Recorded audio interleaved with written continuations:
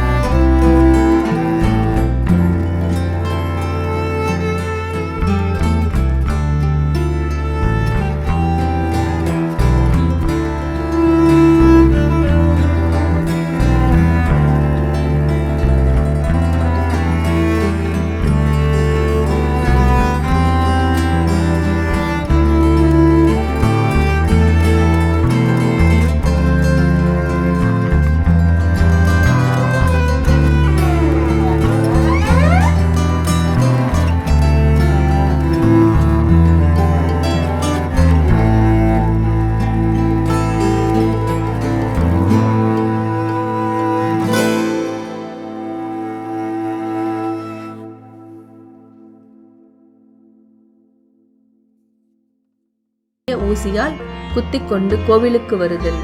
சிலர் சின்ன ரதம் போன்ற வண்டியை பக்தர்களின் முதுகில் கொக்கிகளால் இணைத்து இழுத்து வருகிறார்கள். சர்க்கரை காவடி. சர்க்கரை பக்தர்களால் கால்நடையாக எடுத்து வரப்படுகிறது. தீர்த்த காவடி. கொடுமுடியிலிருந்து கரூர் மாவட்டம் காவிரி தீர்த்தம் பக்தர்களால் கால்நடையாக எடுத்து வரப்படுகிறது. பறவை காவடி. அழகு குத்தியவர் தொங்கியவாறு ஒரு வாகனத்தில் அழைத்து வரப்படுகிறார்கள். பால் காவடி. பால் குடம் காவடியாக பக்தர்களால் கால்நடையாக எடுத்து வரப்படுகிறது. மச்சக்காவடி. மீன் நீருடன் பக்தர்களால் கால்நடையாக எடுத்து வரப்படுகிறது. மயில் காவடி.